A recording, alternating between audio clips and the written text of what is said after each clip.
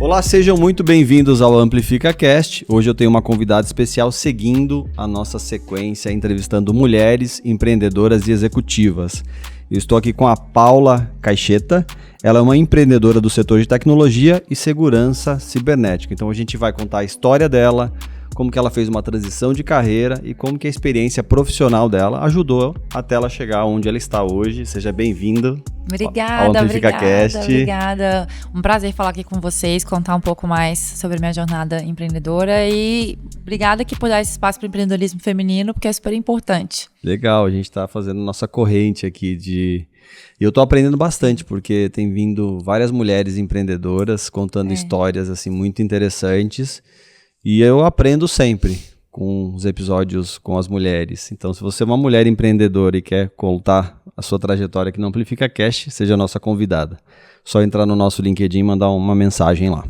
Então, beleza. Paula, vamos lá. Para a gente começar o nosso episódio, e o tema do nosso episódio hoje é do direito à tecnologia cibernética, é legal a gente falar, beleza, você escolheu direito, começou com o direito, começou a trabalhar com o direito. Como é que foi essa escolha de chegar até a área do direito? É muito doido, porque eu sempre quis ser advogada, assim, não sei por quê. Desde criança, assim. Mas você é da onde? De Goiânia? Eu sou de Goiânia. De Goiânia perto de Brasília, então ela já tinha... Fiz faculdade em Brasília. E aí, assim, sempre quis fazer direito, sempre quis ser advogada, assim, desde criança. Não sei por quê. Não sei porque Alguém na família era advogado? Eu tenho uma tia que é advogada, mas assim, só, sabe? Assim, não é que meus pais são advogados. Mas, cara, sempre quis fazer direito, assim, sempre gostei muito. Em uma época da minha vida também gostei muito de política, então, assim, já fiz também a faculdade querendo, sabe, fazer isso também. Mas aí eu fui pra Brasília, desisti, sei lá, no terceiro semestre já disso. E me formei em Brasília. Quando eu tava me formando, eu quis me mudar para São Paulo, já falei, cara, eu quero ir para São Paulo, quero trabalhar em São Paulo. Em que ano que foi? Foi em 2013. 2013. E aí, eu comecei a participar daqueles processos seletivos gigantescos de trainee, sabe? Que tem 1 milhão de etapas, que você faz dinâmica de grupo. E aí, na época, eu queria muito entrar na Odebrecht, porque eu lembro que eu tinha Odebrecht e Ambev, assim, sabe? E eu queria muito entrar na Odebrecht. E aí, eu passei no processo seletivo, que hoje é Novo Honor, né? Pra entrar como trainee. E aí, quando eu cheguei na fase final, assim, do processo seletivo, me falaram, olha, a vaga que a gente tem é pra corretora de seguros. Você tem interesse? Eu falei, cara... Na Odebrecht? Na Odebrecht. Eu falei, seguros? Assim, nunca tinha pensado em trabalhar com seguros. E aí, assim, eu literalmente entrei no site da corretora, fui entender, assim, como que era. Porque a gente... Acho que as pessoas às vezes se confundem, assim, o que é uma corretora, o que é uma seguradora, né? A gente tem uma confusão, assim. É mesmo. Só para a título assim, de esclarecimento. A seguradora é a que emite o bilhete, ali que emite a sua apólice, é a corretora que vende. Ah, entendi. Então, corretora é a que vende, a seguradora é a que emite a sua apólice e que paga o sinistro. E aí, assim, pesquisei sobre o que uma corretora fazia, o que a corretora fazia. E, cara, entrei no mundo de seguros e nunca mais saí, assim. Entrei em 2014, 2013. Entrei na corretora, entrei no mundo de seguros, nunca mais saí. Saí da corretora durante um tempo para voltar para escritório, que eu sempre estagiei em escritório. Tempo lá eu quero entrar no assunto da Odebrecht aqui para saber se você estava naquela época. Tava. Você trabalhava no Eldorado Business Tower? Tava, cara, tava Nossa, lá. Eu trabalhava lá. No 16º andar. Numa agência, Nova SB. Ah, não, calma. Aliás, você falou Eldorado Business Tower, né? Isso. Eu já trabalhava naquele prédio grande. Eu entrei em assim, eu lembro que eu cheguei, meu primeiro mês de trabalho foi logo que eles tinham lançado, assim, o prédio, sabe? Aquele prédio grandão. Do lado, isso, que saíram de lá e foram pra lá, porque eles estavam no mesmo prédio que eu trabalhava. Mas era aquele prédio que era só da Odebrecht, assim, isso, que era perto do Eldorado. Virou Pinheiros, alguma coisa. Pinheiros One. Eu cheguei, assim, quando o prédio tava novinho, assim. Porque quando eles estavam lá no prédio, a Polícia Federal chegava lá. Eu tô ligado. Chegava lá no prédio. Todo mundo ficava assustado, não sabia em qual empresa ia, né? Mas era lá. Era lá, cara. Você entrou depois? Eu entrei antes e tava lá durante também. Nossa! Tava lá durante, cara. Nossa, foi traumático. Foi tenso, Foi traumático. Né? E dessa sua experiência como corretor, o que você fazia exatamente, assim? Eu entrei numa época muito legal, porque eu entrei em 2014, né? Antes da Copa e da fatídica Copa, né? Da fatídica 7-1. E das Olimpíadas. E na época eu era responsável pela colocação de riscos da Odebrecht Properties, que não existe mais. Mas eu cuidava dos seguros da... Essa empresa da Odebrecht, ela era uma empresa que cuidava... Eu lembro que alguns ativos que eu era responsável pela colocação de risco, né? Que eram as arenas, então a Arena Pernambuco, Maracanã. Eu fui responsável pela colocação de seguros da Copa do Mundo e pela colocação de seguros também das Olimpíadas. Então eu lembro que essa época, assim, a gente começou a olhar, a gente fazia uma análise de risco completa, assim, de, sabe, quais são os riscos desse empreendimento, quais são os riscos da execução desse empreendimento.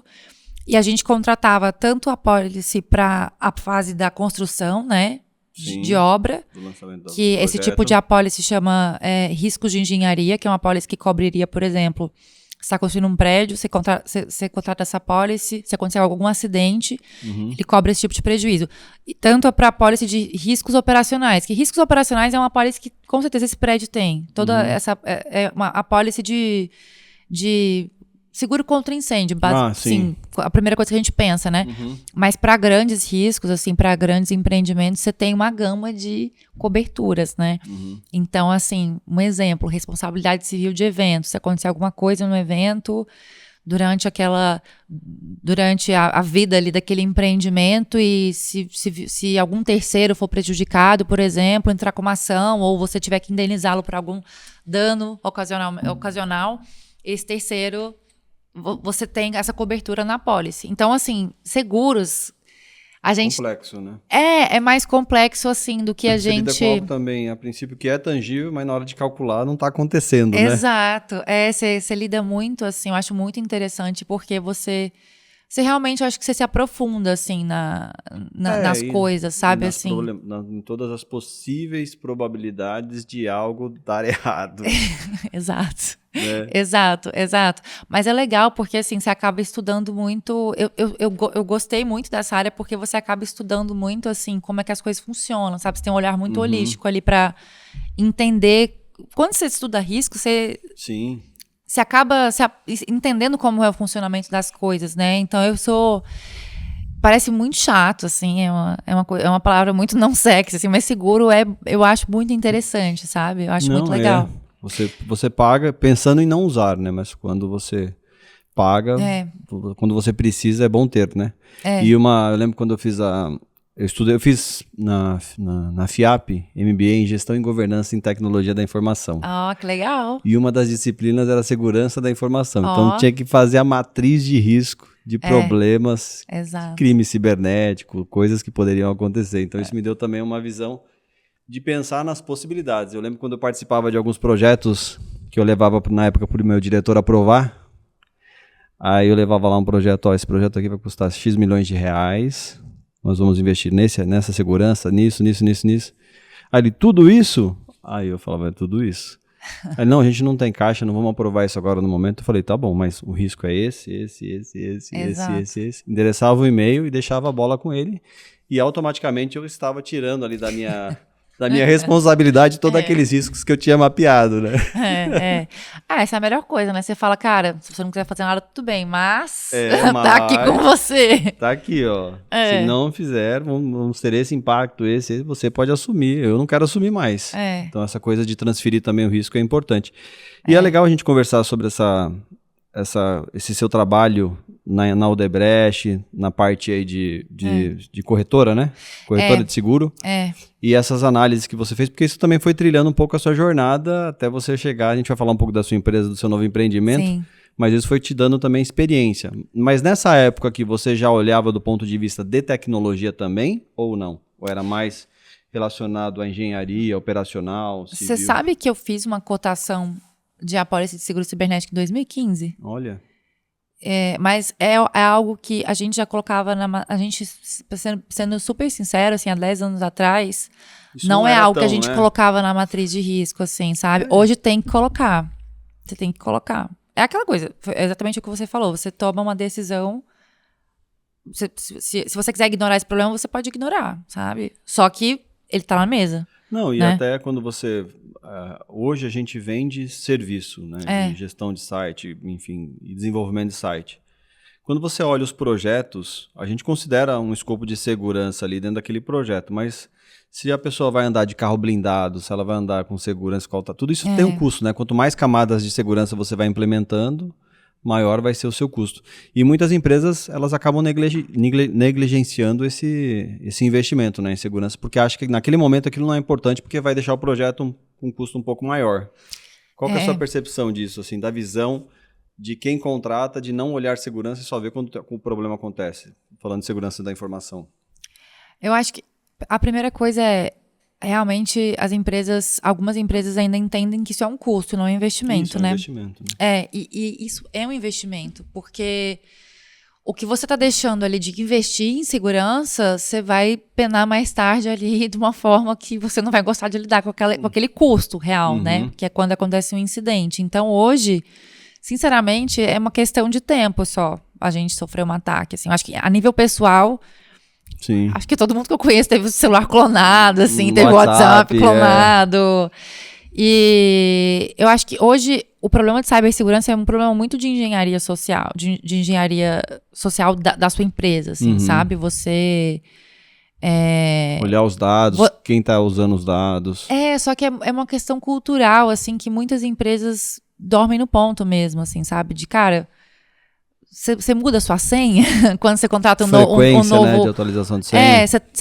Você usa MFA, você tem ali 2 fatores de autenticação, né? Então, tem muita empresa muito grande que não tem isso, sabe? E no dia a dia, numa estrutura grande, indústria, que é o nosso foco, as pessoas... elas acabam sendo engolidas ali pela rotina e deixam essas coisas passarem. Só que a quantidade de gente que é atacada e não fala sobre isso também, a gente tem um déficit de dados muito grande. Você não vai falar, né? Você não vai chamar e falar, gente, vem cá, fui atacado, perdi dinheiro. É traumático para a empresa e você não quer divulgar isso. Teve um caso uma vez que eu recebi uma ligação de uma amiga que é empreendedora e tal, tem uma empresa, uma agência, e ela comentou comigo que tinham criptografado todos os dados do servidor. Nossa. Toda a operação, todos os dados, arquivos, sei lá, dos últimos 3 anos tinha sido invadida e tinham criptografado os dados. E ela não tinha backup. Nossa. Você imagina o impacto disso na operação, né? De você ter que recomeçar a construir tudo aquilo que você faz. Você tem um conhecimento intelectual que está na cabeça das pessoas, mas você tem muita coisa que estava acontecendo no dia a dia, né? Cara, assim, você tem um prejuízo imensurável mesmo, porque, primeiro, que a maioria das empresas que são atacadas, elas não conseguem se recuperar. Elas não conseguem voltar para o ponto onde elas estavam. E aí, assim, falando do produto que a gente oferece hoje, na Cat Eye, a gente oferece uma solução de cibersegurança que é holística, que a gente foca na prevenção e na mitigação dos riscos. Então, é uma plataforma muito intuitiva, que as empresas elas têm acesso assim, a um dashboard, acesso a como está o perfil de segurança, e a gente também tem a parte da solução que é a transferência de riscos, que é o seguro. Sim. Né? É que essa palavra, assim, quando você fala seguro, é um negócio que a pessoa fala, mas seguro? Mas é porque pensa que você tem um risco na sua mão. O que você vai fazer com esse risco? Você vai ou ignorar, ou mitigar, ou transferir. Se você quiser ignorar, tá bom. Beleza, mas você ignore. Tá ciente, né? Mas você tá assumindo um risco ali. Se você quiser mitigar, você tem que mitigar. É importante mitigar, sabe? Essa parte da engenharia social, é importante você tomar medidas para se prevenir. Mas eu acho que hoje, de fato, assim, você ser atacado em algum nível, você ter exposição de dados e você ter um prejuízo financeiro com um incidente cibernético nos próximos 10 anos, acho que todas as empresas vão ter em algum nível, sabe? E aí, por isso que o seguro é a parte de transferência de risco, que você foi atacado, você teve prejuízo com isso, você teve que contratar uma empresa terceirizada para colocar de pé, no caso da sua amiga, que teve os dados criptografados. Muito difícil ela ter lidado com isso sozinha, ela deve ter contratado uma empresa para lidar com isso para ela. E aí, todo esse valor, ele está coberto no seguro, além de outros prejuízos, por exemplo, lucros cessantes, a empresa para de operar naquele momento, ela vai ter uma perda de lucro esperada. Sim. Isso também é coberto pela pólice. Além de uma assistência 24 horas, que você tem para quem ligar. Eu vejo muito cliente falando assim, cara, eu quero comprar o seguro que eu quero ter para quem ligar, assim, sabe? Se acontecer alguma coisa. Você tem uma linha 24 horas, você pode ligar para alguém. Você sabe que pelo menos você tem uma ajuda ali naquele momento, sabe? Eu trouxe até um dado aqui que no Brasil, em 2022, não é tão recente o dado, mas houveram 103 bilhões de ataques cibernéticos. Então, quando a gente olha o prejuízo que isso causa numa empresa, a gente vê o tamanho do prejuízo, né, que é causado pela falta de cuidado em olhar a segurança da informação. Cara, você sabe o que é ransomware? Sim. Aquele é um sequestro de... Vou até olhar falando pra câmera. É aquele que faz a criptografia, né? É, quando um hacker sequestra seus dados e fala, olha, só devolvo. E criptografa. É um sequestro. Ele aí você clica no arquivo, dados. Abre uma tela dizendo que você tem que colocar uma senha que ninguém tem. Fala assim, olha, sequestrei, te devolvo se você me pagar X. Nesse caso X que eu te falei, tinha que pagar, não sei, alguns... Era em cripto. Os caras queriam cobrar em cripto. Eles cobram em cripto, mas, gente, não paguem ransom, porque se você pagar, a chance de você ser atacado de novo e sofrer um novo ataque de ransom, assim, a reincidência é muito alta. Nossa. Mas depois chama a gente na Cat Eye que a gente te explica direito sobre isso. Mas, assim, tem um dado muito surreal, que é o Brasil é o segundo país do mundo que mais sofre ransom. A gente só perde para os Estados Unidos. Nossa. E assim, gente, Estados Unidos, né? A gente é o segundo país mais atacado. O Brasil foi o quinto país que mais teve prejuízo financeiro em decorrência de ataque cibernético no mundo. No mundo. Isso também tem quando a gente olha assim, o cenário de tecnologia das empresas, muitas empresas não investem em tecnologia. Não investem, às vezes, num sistema operacional novo, né, atual, por exemplo, o Windows, a última versão, não tem um servidor de e-mail, sabe, o melhor. Então, tudo isso acaba contribuindo para que esse ataque aconteça, né? Quanto menos verificações você tem, maior é a facilidade de um usuário da sua empresa acessar alguma coisa que não devia e criptografar todos os dados da empresa e você perdeu acesso à sua informação, né? Sim, não, isso que você falou também de você não usar a versão atualizada, assim, né? Porque sempre que sai uma atualização, você tem que... É importante você atualizar. Sim, sabe? fazer os updates de fazer segurança. Os updates de segurança. Isso é uma coisa muito simples. Mas que muita empresa não faz. A gente mesmo não faz às vezes, né? Às vezes você tem o iPhone, você tem a última versão do iPhone, você fala, cara, não vou fazer isso agora. Aí você acaba deixando pra fazer depois, né? E você não faz. Eu não sei se pra mim, por exemplo, como trabalhei com tecnologia, isso pra mim tá tão atualizar as coisas, manter as coisas, o sistema operacional tem que atualizar, o celular tem que atualizar, porque a gente sabe que perder dado, ninguém gosta de perder dado, né? É muito triste. E quando você tomou a decisão de empreender, por exemplo, saiu do direito, aqui você já tem uma experiência aí com análise de risco. O quanto essa experiência aqui ela acabou contribuindo para você pensar nesse novo modelo de negócio que está em fase de lançamento, né? A gente vai lançar nosso MVP. Até fala o estágio aí, vai lançar o MVP. Sim, eu convido todos vocês a entrarem no nosso site, caticyber.com. Vai estar na descrição aqui também para você acessar. Se cadastrem para vocês receberem acesso exclusivo à plataforma. 10% para usar o cupom AmplificaCast. Sim. Pô, a gente tem que fazer um cupom. A gente tem que fazer um cupom real. A gente tem que fazer um cupom. Tô brincando. Vamos trabalhar nisso aí. Mas a nossa plataforma vai ser lançada em 50 dias. Sou chata com cronograma, então vai ser isso aí mesmo, gente.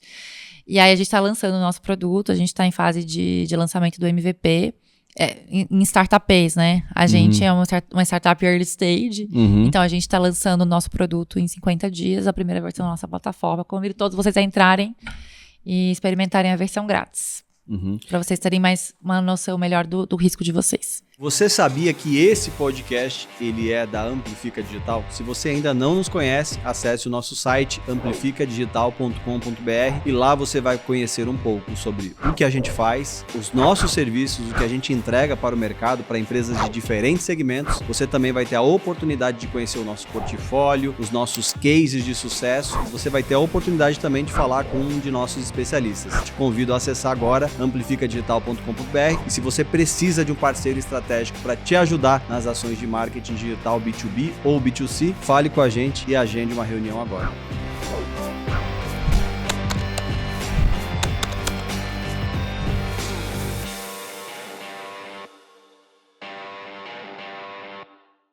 essa sua experiência de analisar os riscos, você falou que fez o primeiro projeto de análise de risco em cibersegurança, foi em 2015, 2017? 2015. 2015. E aí teve lá, isso não era tão assim, né? Não era um assunto muito falado, cibersegurança, né? Falava mais segurança da informação. Aí como que foi identificar essa oportunidade e falar, não, esse é um mercado promissor e eu quero migrar para esse segmento? Cara, que assim, eu te contei que eu fui pra corretora, né? Saí da faculdade, fui pra corretora. Fiquei 2 anos. Aí eu saí e voltei pra escritório, mas sempre com direito securitário. Então, trabalhei em todos os escritórios grandes. Trabalhei no Tosini, eu trabalhei no Matos Filho, fui pro Tosini, depois fui pro Demarest, sempre com direito securitário. E trabalho de advogado é aquele trabalho que ninguém quer fazer, mas que precisa ser feito, sabe? Que é aquele trabalho de regulação. Aí você entende como funciona a indústria e como funciona... Porque seguros, a gente tem um mercado regulado, né? A indústria de seguros, o mercado de seguros, ele é regulado pela SUSEP. E, cara, quando você fala em setores regulados, você tem uma complexidade de negócio ali que quando você, de fato, a minha experiência como advogada me fez entender muito bem como funciona esse setor, assim, sabe? Muita gente começa... Eu tenho alguns amigos que falam, eu tô pensando em empreender com seguro. Eu falo, cara, você entende que é difícil, sabe? Que você tem uma regulação, que não é tão fácil, assim, você criar um produto de seguro. E... em escritório eu tive muita essa experiência criando produtos. A gente escrevia clausulado, a gente atuava em assessoria para abrir resseguradora aqui no Brasil. Então eu tive essa experiência assim, de ponta a ponta de desenvolver essa parte regulatória dos produtos. Legal. E até a parte assim, não vou dizer estratégica, mas a gente acabava fazendo esse desenho assim, de quais seriam os passos, assim, de que você precisa para você conseguir viabilizar aquilo. Você quer abrir uma seguradora no Brasil, é assim que faz. Quer abrir uma resseguradora, esse é o caminho, assim, sabe? Você tem essas barreiras regulatórias que você tem que contratar um advogado que saiba o que tá fazendo para te ajudar. E aí saí de escritório e fui pra seguradora. Então, voltou pra seguradora? Não. Você tá na corretora. Eu tava na corretora. Foi corretora, escritório, seguradora. Aí fui pra Chubb. O ciclo, né? Fui pra Chubb.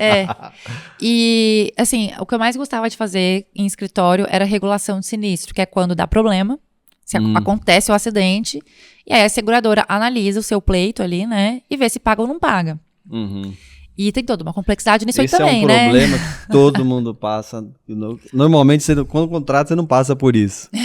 Mas quando dá o sinistro, você fala, meu Deus, tem que passar por isso. E aí parece que você tá pedindo um favor. Aí conta um pouquinho como é que é essa questão aí de...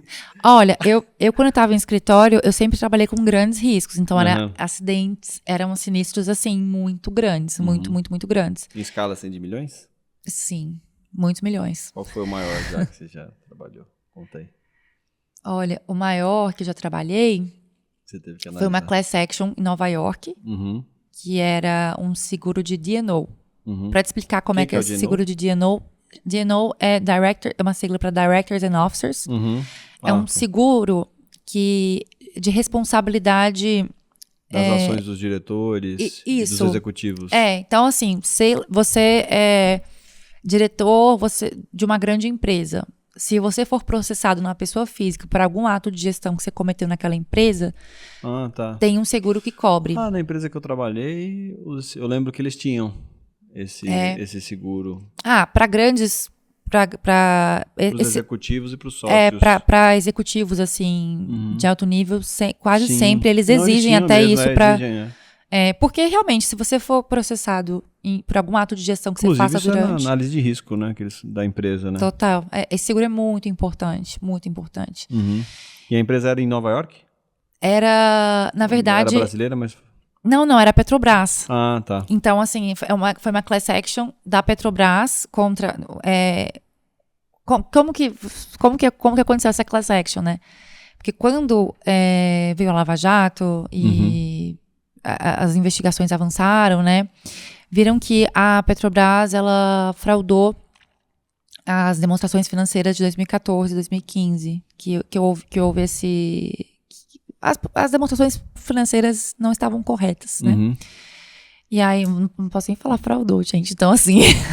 Mas, enfim, sim. Tô tentando rememorar esse caso que eu vi em 2018. Os relatórios não estavam de acordo. Exato. E aí, os investidores minoritários entraram com uma ação em Nova York e falaram, cara, eu investi nessa empresa nessa época e vocês me passaram a informação que não estava correta. Porque caiu a ação. Exato. Coisa, né? Então agora eu quero.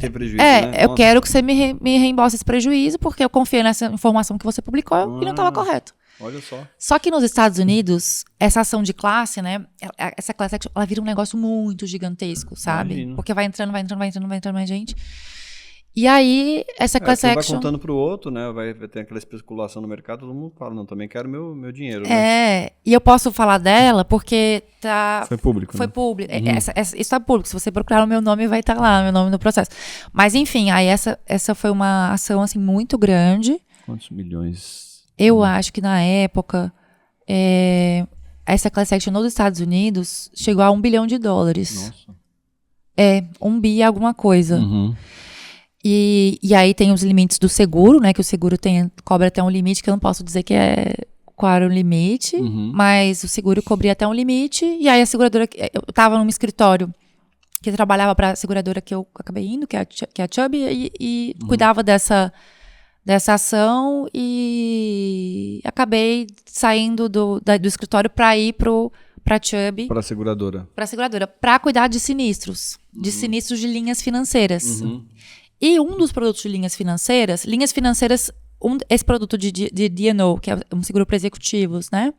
É um dos produtos de linhas financeiras. Outro produto de D&O é um seguro que chama responsabilidade civil, que é um seguro que ele cobre erros profissionais. Então, vamos supor que você é um médico.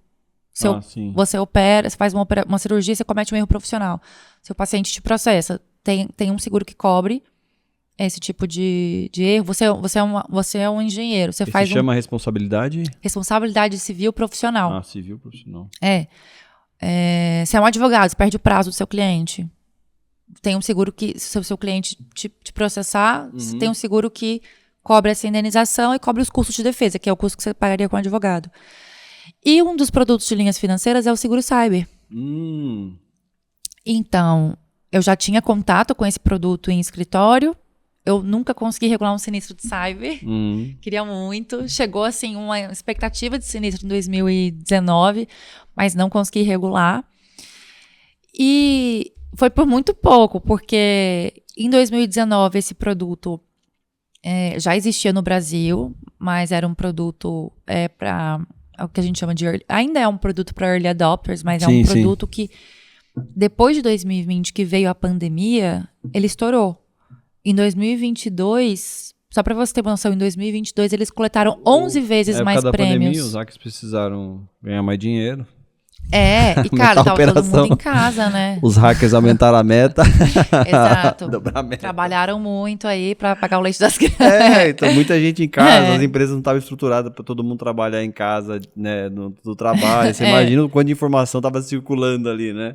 Exato. Sem proteção. Não, do nada, assim, tava todo mundo em casa, com Wi-Fi de casa, né?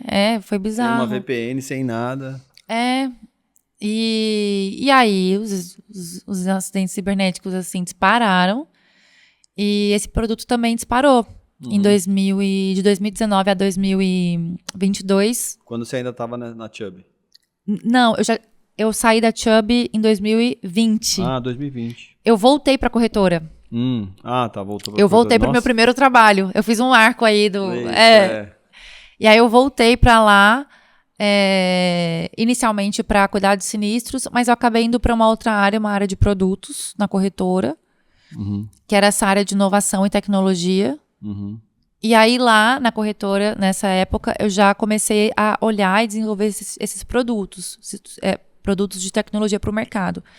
E um dos produtos que a corretora desenvolveu é um produto muito legal, que eles desenvolveram uma análise climática e um software de precificação de risco climático para vender um produto que chama seguro agrícola, que é o seguro que você é uma usina e você tem uma plantação e acontece uma catástrofe natural, uma geada, uma queimada e você perde a sua produção, que é muito, muito comum. E aí tem um seguro que cobre isso, né?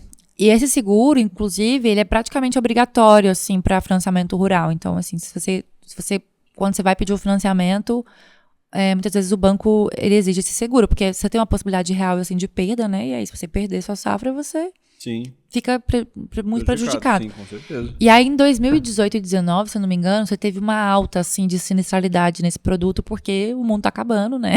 Uhum. E a gente tá reaprendendo a lidar, a gente vai ter que reaprender a lidar com catástrofes climáticas. Nossa. E aí, a gente teve um cliente que teve muita dificuldade para conseguir esse produto no mercado nacional, assim, e a corretora viu essa possibilidade de criar esse produto, sabe, assim, que você tinha esse gap no mercado, que as seguradoras tinham dificuldade de como precificar catástrofe climática, e a gente criou essa solução para botar um preço naquele risco, sabe, para a seguradora.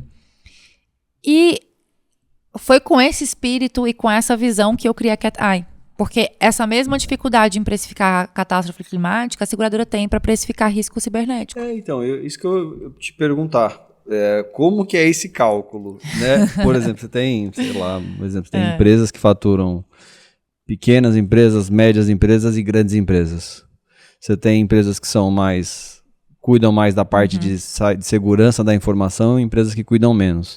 E as que às vezes desconhecem completamente quais são os seus riscos quando um ataque cibernético acontecer. Como que é isso, esse cálculo?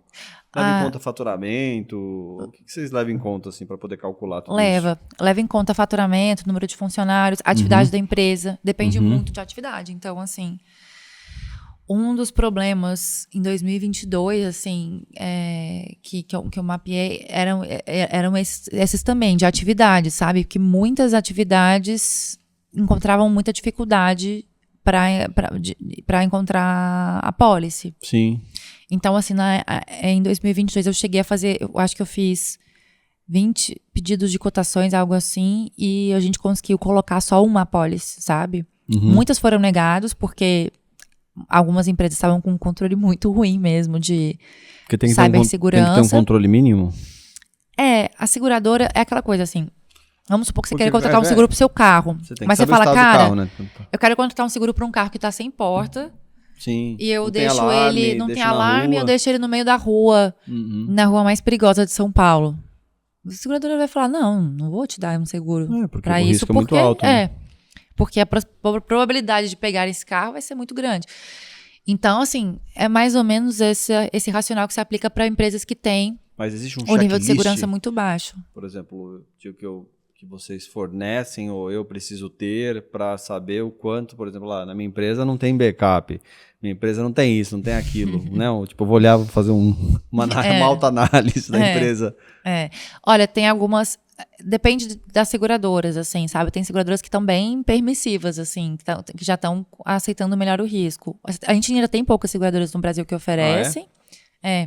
A gente tem 6 ou 7 players. Acho que a gente tem 7 players no mercado hoje, 7 seguradoras que oferecem. E vocês conectam com todas essas? Hoje a gente se conecta com todas essas, porque a gente consegue fazer a cotação do cliente, a gente se conecta com elas. Com essas. Então hoje a gente consegue se conectar, mas a gente está negociando se conectar com uma delas para, de fato, a gente fazer essa precificação. Que é esse problema do mercado que a gente quer resolver. Sim. Então, assim, você pergunta, como é que precifica? É complicado precificar. Porque, assim, pensa que você está precificando um risco, né? Você vai olhar no faturamento, você vai olhar quais controles já tem, quais não tem. Mas é mais do que isso, porque, assim, sabe? Se você falar assim, cara, eu quero contratar um seguro para esse prédio, assim, você fala, tá bom. Quais são as probabilidades do prédio cair, onde que o prédio tá, qual que é o solo do prédio, qual que é o material do prédio, tem furacão nesse lugar, não tem... Avalia até quem construiu, né? Também, né? Pra saber se já não caiu um prédio da construtora. Sabe, assim, é um risco que, de uma certa forma, ele tem uma estabilidade ali de risco. Como é que você calcula o risco cibernético? Porque daqui uma semana mudou tudo. Você pode fazer um assessment perfeito. Porque você pode avaliar todas... um vírus novo, um ransomware novo. Saiu uma nova... Exato. Então, é um risco muito dinâmico, muito dinâmico. E o mercado está aprendendo ainda a precificar esse risco. Então, assim, é um aprendizado mundialmente, sabe? A gente ainda tá aprendendo a lidar com esse risco. E quando eu falo que o mundo tá acabando, é porque tá mesmo. A gente tá entrando numa nova era de tecnologia, tudo querendo é digital, ou não. né? Tudo é digital. Né? O seu acesso é uma senha com autenticação em 2 fatores, às vezes uma biometria, às vezes uma leitura facial, né? Tudo tem. Mas a gente vai ter um avanço aí tecnológico importante nos próximos anos e essa precificação e essa... você entende esse risco, sabe? Essa análise de risco, ela muda muito, ela muda quase diariamente. Uhum. Então, é algo que o mercado vai ter que aprender a lidar. E eu vou entrar agora em umas perguntas mais relacionadas à construção de uma empresa. Então, Sim. Você, pelo seu histórico aqui profissional, você trabalhou em grandes empresas, né? Então, se tem uma estabilidade como uma pessoa que está trabalhando numa empresa, né? Legal, salário legal e tal. E aí você decide empreender. Quanto tempo você já está nesse fluxo aí de... Tá, 1 ano. Um ano. Completou 1 ano agora em março. Como é que foi esse processo assim, vou empreender, tenho esse sonho, é um sonho? Foi um sonho ou foi um desejo? Ou foi tipo assim, uma coisa, é uma necessidade? Eu comecei a empreender, eu já tinha um sonho, eu tinha o que a empresa ia fazer, mas eu não tinha coragem. Até que em 2017 eu cheguei para trabalhar, tava o diretor, um dos sócios da empresa, a sócia da empresa me chamaram numa sala e falou, Eric, olha, obrigado pelo seu tempo aqui conosco e tal, mas você não vai poder continuar mais com a gente. Então você vai continuar, foi uma demissão assim, você vai prestar serviço aqui para nós por uns 3 meses como consultor e tal, na época nem podia fazer isso, né? Mas foi uma forma deles me desligarem assim pelo trabalho que eu tinha feito, enfim. E aí eu olhei o sonho que estava escrito no papel e falei, bom, agora é a oportunidade. E executei. Então foi uma coisa assim, eu tinha um sonho, mas foi através também de uma necessidade que me estimulou. Como é que foi no seu caso?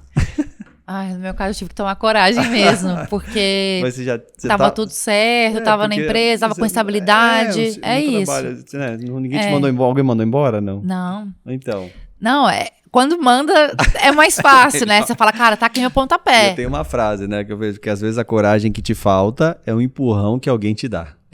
Então, às vezes você tá recebendo um empurrão, você não tá vendo. Tipo assim, qual que é o objetivo? Mas naquilo ali você vai aprender alguma coisa, né? No seu caso, não teve um empurrão. Não teve empurrão. Eu que tive que me empurrar. Só que assim, vou te falar, eu pensava tanto nisso, cara. Mas tanto, assim, eu fiquei muito obcecada por essa ideia, assim, mas muito obcecada. De que ano? Porque você estava trabalhando até que ano? Até não, ano você está trabalhando, mas trabalhando numa empresa. Até ano passado, até 2023. Até 2023. Mas eu comecei a pensar desde 2020. Desde 2020.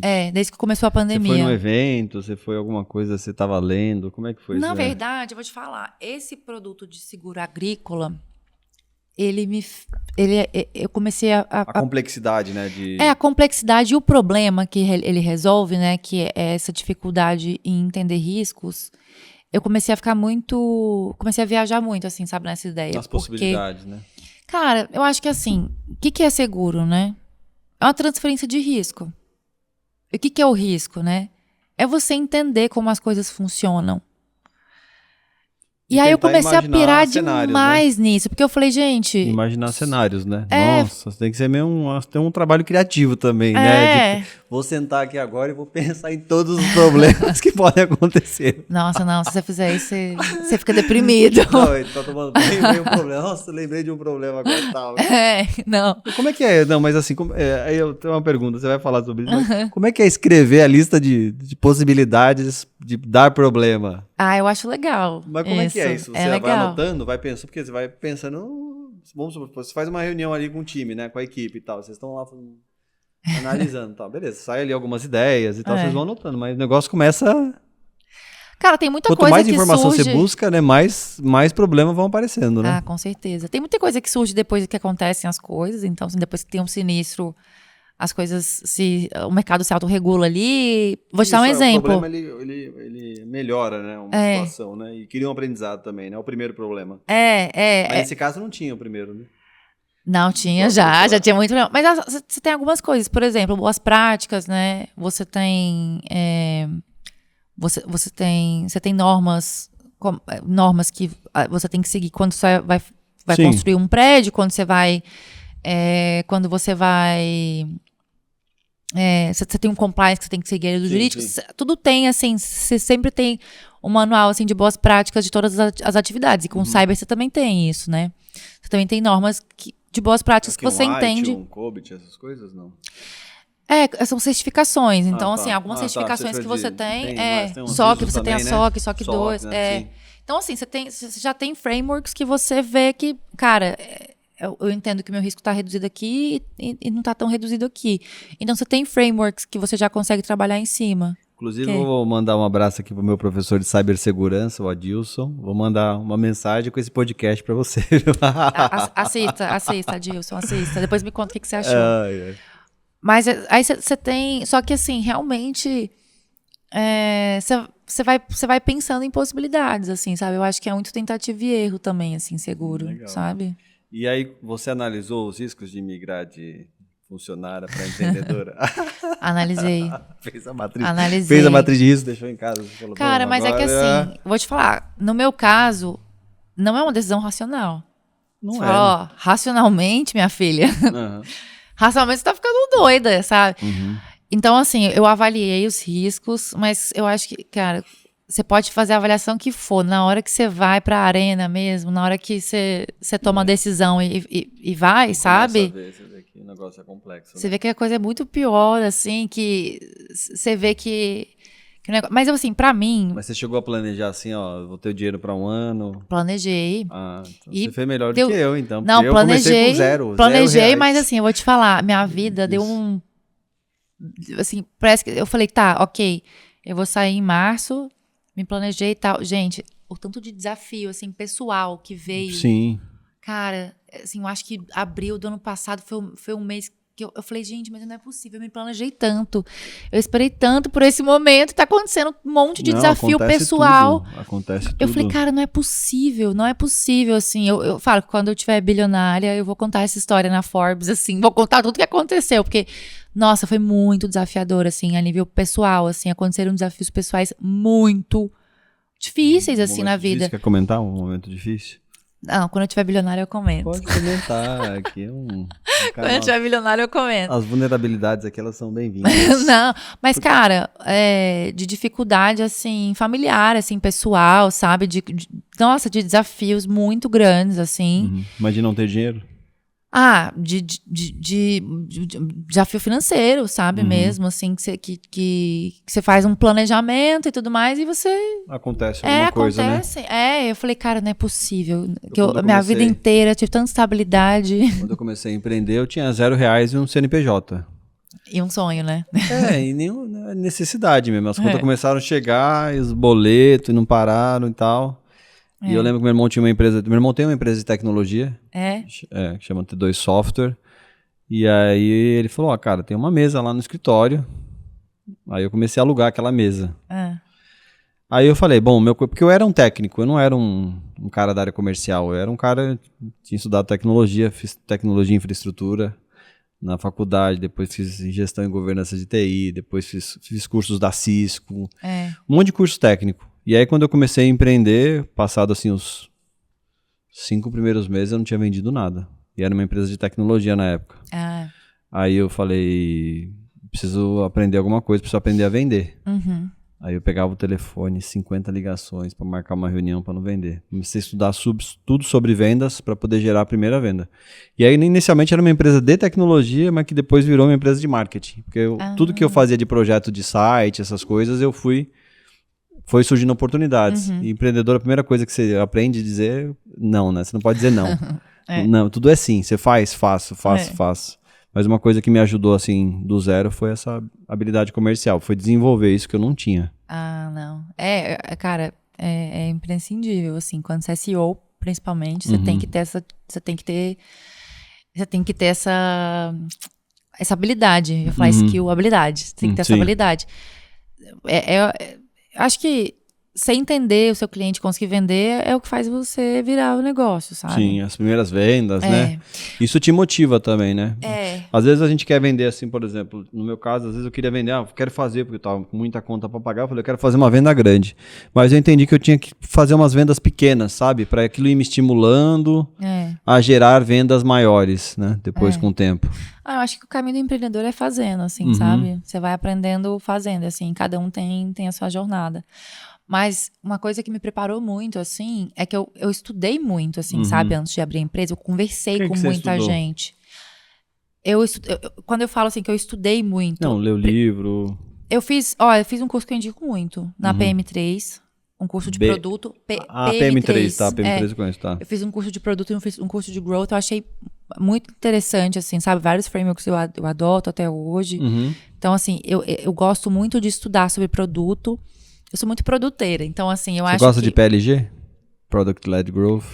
Gosto, mas eu acho que tem um passo antes, sim, assim, é porque sabe? isso aqui é quando você já tá, né, tendo os primeiros clientes, você começa a adotar práticas para aumentar a escala daquilo, né? Eu conversei com muita gente, assim, sabe? Com empreendedores? Com empreendedores. Eu sou muito cara de pau, assim, de mandar mensagem no LinkedIn. E eu mandei mensagem para pessoas, assim, né? Muito inacessíveis. E elas me responderam, a gente marcou um café e a gente foi conversar. Então, eu fiz um curso também de gestão de... Eu fiz um curso para C-Levels de InsurTechs, que foi muito, muito, muito legal. Conheci muita gente, conversei com muita gente. Então, assim, eu acho que isso de você se jogar também, sabe? Jogar que você tem uma vontade, conversar com outras pessoas, falar que você gosta de fazer, o que você quer fazer, é muito importante, sabe? Muitas startups começam a construir em stealth, assim, começam a construir em segredo, né? E eu entendo, assim, faz parte da estratégia também. Mas assim, olha, joga a sua ideia na roda também, sabe? Vamos copiar a minha ideia. E daí? A ideia não vale nada. É só ideia, né? O que vale é a execução, né? Entendeu? Conversar com o potencial cliente, entender o que o cliente quer, não ter ego também. Falar, olha, tá vindo por um caminho que não tá dando, vamos mudar aqui, entendeu? Então, acho que essa movimentação, assim, me movimentei demais. Fui pra muito evento, conversei com muita gente. Você é casada? Sou casada. Tem filhos? Não. E o seu marido empreende? Sim, você acredita nisso? Ele empreende com o quê? Nossa, ele tem uma fábrica de aço. Fábrica de aço? Como chama a fábrica? Chama BR Aço.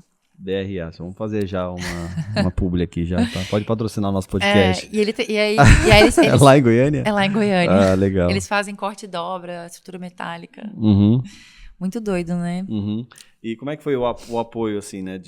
No nosso caso aqui, somos eu e minha esposa empreendendo. Então, vocês são dois, que nem a gente. Não tem plano B, assim, no sentido de... mas na mesma empresa, né? Então, a gente 24 horas juntos na empresa e em casa. Como é que foi, assim, essa questão do apoio? Será que você também, quando você decidiu, você já tá casada há quanto tempo? Tô há 2 anos. 2 anos. Então foi... mas que a gente mora junto há 4 anos. Então a gente tá há 4 anos morando junto. Tudo bem. Então já, em partes, você também acabou se inspirando com ele? Sim. Acabei sim. Que legal. Acabei sim. Mas meu marido, assim, meu maior apoiador, cara. Meu maior apoiador. E é legal, né? Porque quando tem alguém do seu lado que tem experiência também, né? Já passou por algumas etapas. Não, total. E assim, olha, vou te falar que a gente é muito parceiro, muito amigo. A jornada empreendedor, ele já teve uma startup, já fez exit da startup, agora é a segunda vez dele empreendendo. E assim, nossa, cara, a indústria tradicional é duro, assim, sabe? É um mercado duro. E é projeto, né? Não tem, receita recorrente, não, né? No caso dele. Não, assim, mas cara, ele mesmo olhando a jornada dura, sabe, que ele passou, assim, ele sempre me apoiou demais. Não, isso é bom, né? Porque acho que essas trocas também, né, de aprender também com quem já tá empreendendo é muito bom, né? Não, e a gente fala demais sobre isso. Tipo, a gente viaja muito de carro, né? Então a gente vai falando dos desafios. Vai ouvindo todos os podcasts de negócio, vai falando e discutindo, assim, sabe? O que você costuma ouvir, assim, de podcast? Cara, tem um que eu gostei nacional, muito de ouvir. Internacional? Nacional. Ou não pode falar, né? Internacional ou nacional? Nacional tem um incrível, que não é sobre negócios, mas eu gosto muito, que é Rádio Novelo. Rádio? Rádio Novelo. É muito... Eu adoro esse podcast, eles contam histórias muito bem. Eu tô ouvindo um outro nacional que é muito interessante, Collor versus Collor. Que conta a história do Fernando Collor e do Pedro Collor. Então, assim, muito legal, muito interessante. Eu gosto muito de ouvir, assim, dos bastidores, assim, sabe? Nacional tem um outro também que é muito interessante, chama Presidente da Semana. Que ele fala de todos os presidentes desde o início da República. Então, assim, é muito legal mesmo. Eu acho que é interessante, acho que é importante a gente saber. Outro que eu vou recomendar, eu ouvi ontem e assisti hoje de novo, que é um do Primocast que ele traz o Alfredo, do GA4 Educação. Sei. Que eles falam sobre cultura. Achei muito legal, eu recomendo. Quem quiser assistir, muito bom. Tá nos últimos que eles lançaram lá no Spotify. Podem assistir que uma aula também sobre cultura. De podcast de negócios, eu ouço muito internacionais, então tem um que eu adoro, que chama Foundering. Tem outro que eu esqueci completamente o nome aqui agora. Tá. Não, mas legal. Mas depois posso colocar. Mas o Foundering é muito legal. Eu gosto muito de ouvir, assim, a história dos empreendedores, o que aconteceu, assim, com... Sabe qual foi? Como que você se mantém positiva quando as coisas não vão na direção, ou no caminho, ou no resultado que você espera ter? Eu vou te falar, eu acredito muito no meu negócio, sabe? Eu acredito muito. Então, assim, eu tô resolvendo um problema que é real. Esse problema existe. E eu me apoio muito nisso, sabe? Que é um problema real, é um mercado que tem muito para oferecer, tem pouquíssimas pessoas olhando para isso. Então, eu me ancoro muito que, assim, é um problema muito grande, é um problema real. E quando você tem um problema e a gente querendo resolver esse problema, é só uma questão de tempo de refinar o produto para você chegar nesse cliente, sabe? Então, assim, eu mantenho muito isso na minha cabeça, que, cara, confio muito no meu negócio. É um excelente negócio. E o que deu errado é um obstáculo ali pra gente chegar no sucesso. Porque eu acredito demais, assim, nisso. Eu acho que é uma coisa muito inevitável, assim, sabe? E como que você enxerga, né? A gente tá falando muito da inteligência artificial generativa e tal. Como que isso impacta também os riscos de cibersegurança? Nossa, vai impactar demais. Eu acho que hoje, quando a gente estava falando, mitigação, é muito uma questão de engenharia social. Quando fala engenharia social. Quando as pessoas não sabem mais o que é real e o que não é real, é bem complicado. É bem complicado, sabe? Então, assim, se você não entende mais ali... sabe quando, assim... Às vezes você recebe uma fake news do Zap da sua avó, assim, você fala, né? Sim. Sabe? Você fala, vó, como é que você acredita numa coisa dessa, entendeu? Sei lá, minha avó falando assim, Papa Francisco, sabe? Umas coisas assim. Sim. Fala, vó, mas como que você acredita que é isso? A gente vai passar por um processo parecido, assim, com AI, sabe? De você não entender o que é real e o que não é mais real. Muito surreal, um processo muito bizarro. E isso vai impactar muito na segurança. Outro ponto é... que com AI você consegue fazer um gerenciamento de riscos muito melhor, você consegue usar a AI para se defender melhor, né? A gente vai ter ferramentas, a gente já usa AI hoje para se defender, mas você vai ter o outro lado da moeda também, que são cybercriminosos usando AI para ficarem mais criativos com os ataques. Eles estão muito criativos. E aumentar também a escala, né? Porque Exato. Aumentar a escala, mas a criatividade, assim... do ataque, né?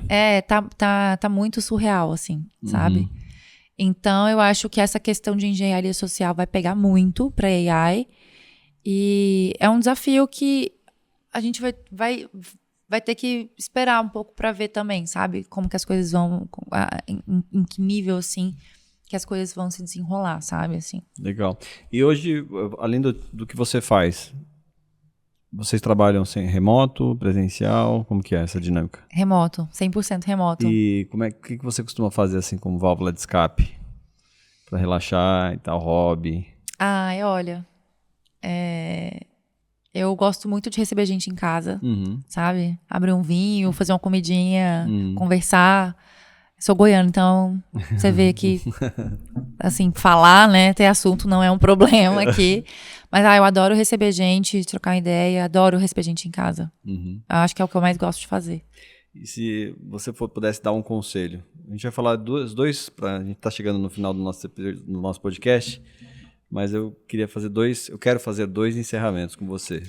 Acho que é um conselho prático que você pode dar para mulheres que estão dentro de uma empresa e elas têm um sonho de empreender, mas talvez esteja faltando a atitude. Como que elas podem tomar essa atitude? Eu nunca conheci, assim... Tem um discurso muito impactante que eu ouvi, que era uma mulher falando assim, olha, eu nunca encontrei um cara que é um cara que eu admirava muito, e eu olhei pra ele e eu falei, gente, mas era só isso, sabe? Eu esperava tão mais. Acho que a gente, mulher, a gente tem um problema de referência muito grande, né? Então, muitas vezes a gente acha que não é pra gente, ou que a gente não consegue chegar lá, porque a gente não tem alguém que a gente não tem modelo, né? Um modelo que vê que chega lá. Então, assim, se você é uma mulher, tá numa empresa e quer empreender, alguma coisa tá aí dentro de você e você tem que explorar essa vontade. Pode ser que você talvez não queira empreender fora da empresa, pode ser você pode empreender dentro da sua empresa. Sim. Mas, assim, eu acho que para mulheres o importante é busque referências, sabe? E, gente, eu acho que um conselho para mulheres empreendedoras também é ninguém sabe o que tá fazendo antes de fazer. Você só vai entender na hora que você estiver no caminho com a mão na massa. Você pode fazer 1000 planos, mas você só vai aprender a fazer fazendo. Então, acho que, de resumo, de conselho procure referência, sabe? E aí eu vou adicionar mais um encerramento aqui para ficar bom. O que você acha que determinou ao longo da sua jornada profissional o seu sucesso? Você sempre foi uma pessoa que assumiu riscos? Você, diante dos cenários que apareciam para você, como que você se comportava, assim, dentro da empresa? Assumir responsabilidade, seu mindset, assim, como profissional? Cara, eu acho que uma coisa que me definiu muito, assim, definiu muito minha carreira, é que eu sou muito curiosa.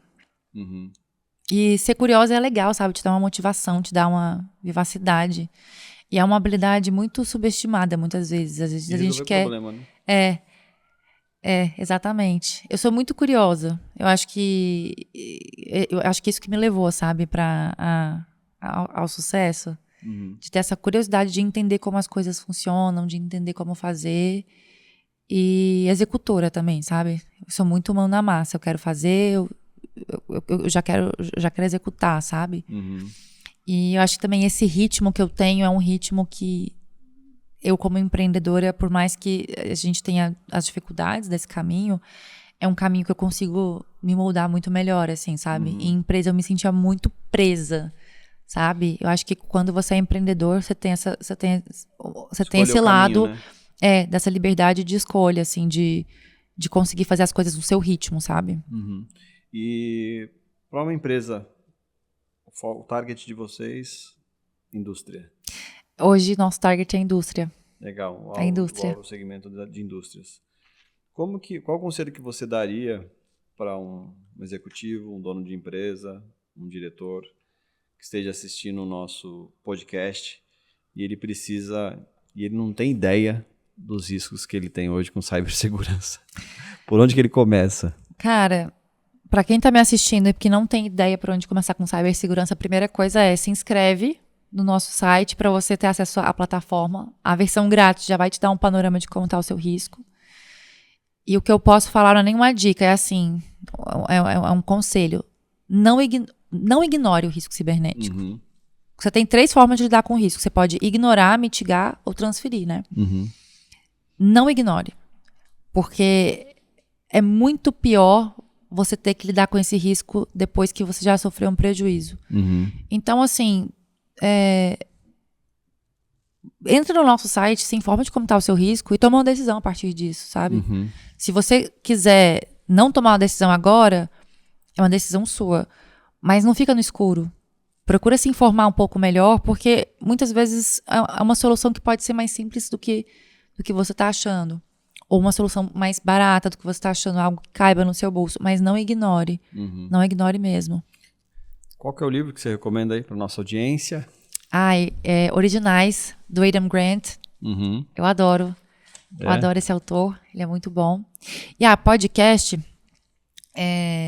se eu pudesse recomendar eu queria recomendar um podcast que chama Wiser Than Me. É um podcast com uma atriz que eu adoro. Wiser Than Me. Ela é um podcast só com mulheres acima de 80 anos. Ah, que legal. E tem convidadas, assim, incríveis. Uma delas é a Isabel Allende, que é uma mulher que eu admiro demais, assim, adoro todos os livros dela. E outra mulher que eu acho incrível, que eu adorei também o episódio, foi com a Jane Fonda. E é muito legal, porque quando você vê mulheres, né, de sucesso acima dos 80, elas têm muita coisa pra contar. Com certeza. E tem muita vida ainda pra viver, sabe? É legal você ver que as pessoas estão vivas e estão em relacionamentos recentes, em alguns casos, sabe? Com 80 anos, com projetos, novos projetos. É incrível. Legal. Muito obrigado pela sua participação. E a gente vai deixar nos comentários o link do site, os contatos da Paula. E qualquer dúvida que você tiver, você pode mandar mensagem para ela no LinkedIn. Sim. Quer falar aí o LinkedIn? Sim, olha, nossa página é Cat Eye Cyber. Olho do gato. cateyecyber.com. Tá. E o LinkedIn, seu? Meu LinkedIn é Paula Caixeta. Usa Instagram, é aberto, privado, como é que é? Ah, meu Instagram nem vou passar, porque faz 300 anos que eu não posto nada e nem uso muito. Mas agora como empreendedora, vai trabalhar a marca. Não, mas a gente tá lançando o TikTok. Ah, legal. O TikTok eu fico 80 horas por semana, sei lá. Eu adoro o TikTok, nossa. Legal. Não, mas o TikTok a gente vai lançar da empresa. E aí a gente quer falar, assim, numa linguagem bem simples, sabe? Com realmente quem quer começar com cibersegurança. Mas muito vem bom. Aí, a gente vai lançar em breve. Fique ligado, até o nosso próximo AmplificaCast.